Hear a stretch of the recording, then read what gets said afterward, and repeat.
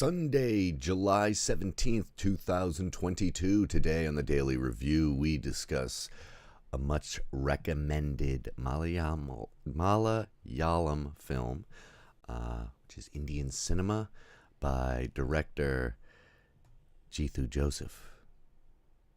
It's Drishyam. I probably said that wrong. Part 1 with your host, me, Joe LaRocca. Drishyam. That's how I heard it. And so this takes place in Kerala. Getting some of these names right, I think. And our remember, this is coming from the perspective of an American film teacher and filmmaker occasionally. I thought that this movie was fantastic. It's pretty long, and it feels its length at points, but the story is undeniably fantastic. And one of the ways you know that it's undeniable is that it's been remade, like, already. This movie came out in 2013. It's been remade, like, in 10 different languages or something like that. But, like, complete remakes, not just, like, dubbed. And it even made to China, made a remake, and I can't believe America hasn't gotten on this movie yet. But it is, I guess I'll give you the story. A guy. That's such a dumb way of starting it. It's like a guy, George Cuddy, all one word. He's an orphan boy. Well, he was, and now he's a man. God, I'm doing such a bad job of describing this. He's like a TV serviceman in this town, the small town, and everybody likes him. He gets along, and he's a Christian man, and he's got a family and 2 daughters, and they, man, it is pretty good. I'm just thinking about it. Like, essentially what happens is the eldest daughter goes away to a camp where there's this son of a judge who is filming on his phone girls in the bathroom, nudie, because he's a perv, and using them, well, specifically this one, to blackmail the girls so that, being like, you gotta have sex with me or I'm gonna put this on the internet and disgrace your whole family and all this stuff. And in an altercation to get the phone back, the boy is murdered, is killed, manslaughtered, whatever way you want to think about it. And the family has to kind of bind together to evade the law. And since the big thing, which is cool and which ties in like a meta way, is that George Cuddy's super into film.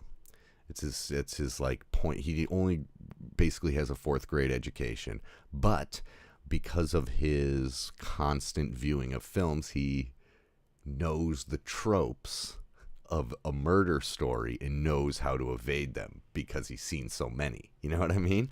And that is both a positive thing and a negative thing. Like, he constructs this thing and it almost works too well, and then it's like, well, this is too orchestrated.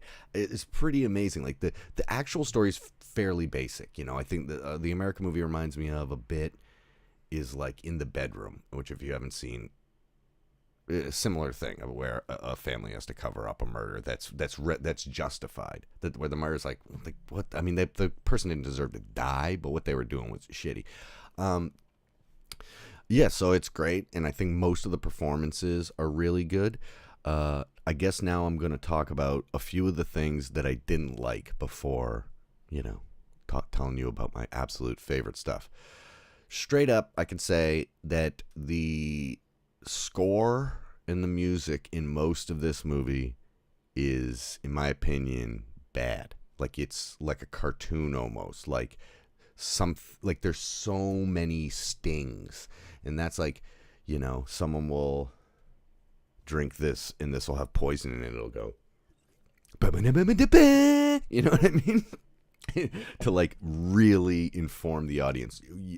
You don't think you need that? I think it's just a kind of an old school method of conveying information to the audience. I think the audience is like totally able to keep up and doesn't need that stuff.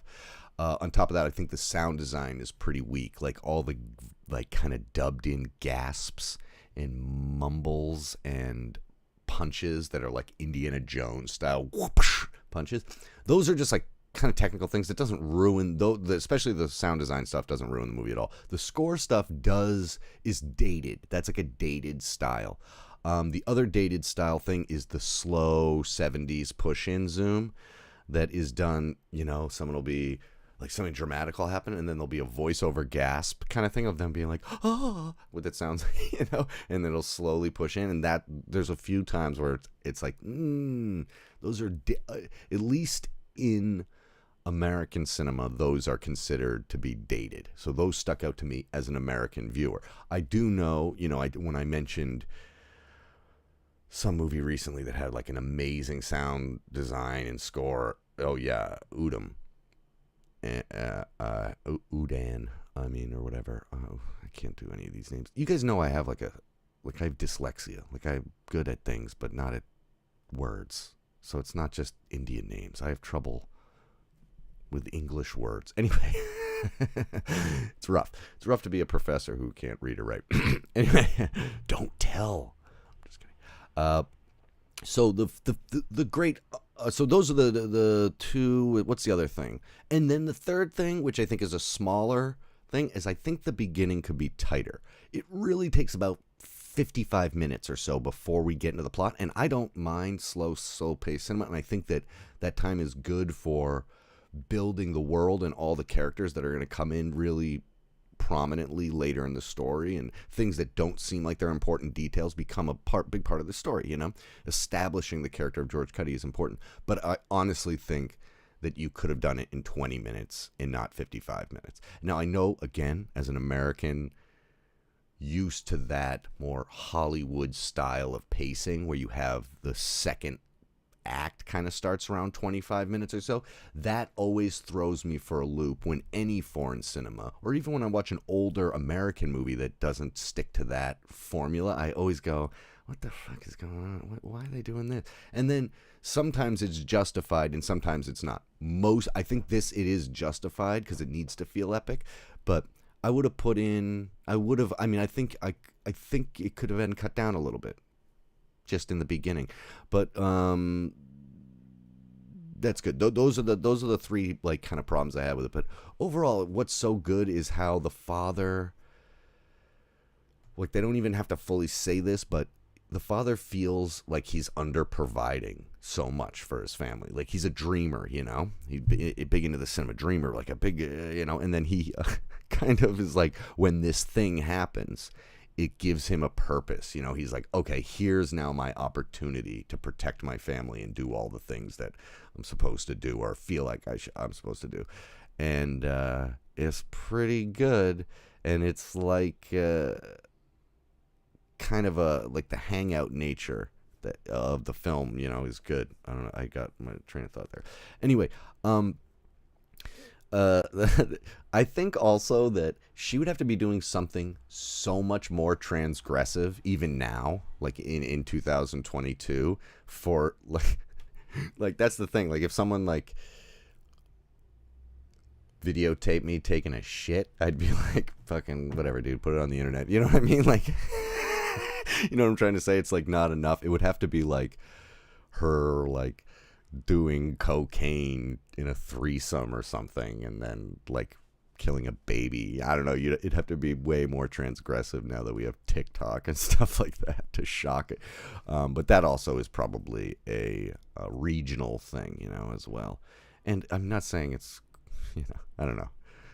People like voluntarily show their genitals and their bathroom leavings now. Anyway, but I like how once George Cuddy has gotten like I'm gonna address chat in a second because I know a lot of people are talking, and I'll get to that in a second. But okay, I think it's nice and realistic how down to earth the story becomes, especially once it takes off. Like, all the little minutia and details about class and the fact that the mother of the boy is a judge is like, knows about this stuff and has power, and then like the movies under the thing, and the uneducated versus class warfare. I don't know. It really is good. And there's a great like interrogation of the family scene that I thought was really cool near the end. And I also liked kind of after the main action of the movie, which is usually called the denouement, but it really isn't that. It's kind of just like a fifth act. Shows how everyone in the story is kind of not necessarily justified in their actions, but you're justified in your actions for sure. Like that, hey, if we had been the judge, the judge's family, we would have reacted the way they did as well. Because think about it, that's how we reacted when, we went as nuts as she did. It's a cool thing. It's almost like Zero Dark 30, right? That end of that when Jessica Chastain is like, we got Bin Laden and stuff and all that, but like, what did it cost us? And haven't we maybe committed even more crimes just to get to this one other thing? I don't know. It's really good. I'm going to grade it, and then I will talk to chat and see what's up. I'm going to give it, I cannot believe America has not remade this. It must be coming soon. I'm going to give it, I'm on the fence. I'm on the fence between a B plus and an A minus. What do you think, chat? All right, I'm doing it. It's an A minus. That was not. I did not look at chat to get the answer there. Okay, what are people saying? Oh, yay. Yeah, you're welcome, guys, for me doing it. Yeah, and I got to watch the second one, which is so we got someone saying that Krishna is saying that the sequel is a level up, or at least lives up to the first one. So, and the quality is good, too. So, Sarapata.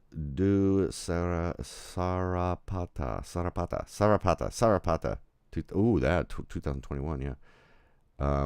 Yeah, I know, 6 languages. I think it's even more than that, though. Those are DVDs behind me, and I've seen all of them. That's why I can have a show. Oh, all right. It's a boxing film. I love me some boxing films. Okay, these are all great suggestions. So I was reading that this has been made into even more than 6 languages because it was exported to other countries, and now like 4 or 5 other countries are doing it, and it was like one of the first times that happened in Indian cinema. That's what it said on the Wikipedia. I don't know. I've been, I don't know. Everything is a little bit different.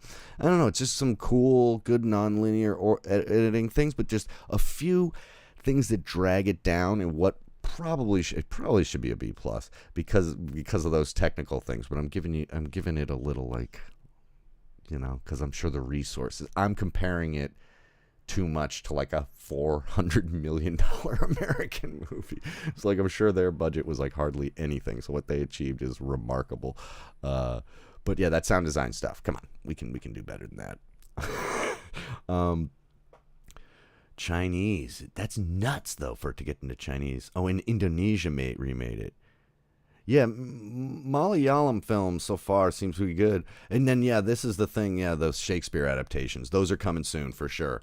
Only one of them is available. Only the Hamlet one is available to me in high quality form. And so I'm probably do that one. Maybe I'll watch all 3 and do one massive review. That might be nuts.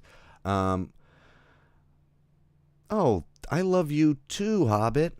You know that. I sometimes I usually don't chat because I feel like it gets too nuts. But now that everything's working with the new setup and the laptop, and I can actually chat and do this,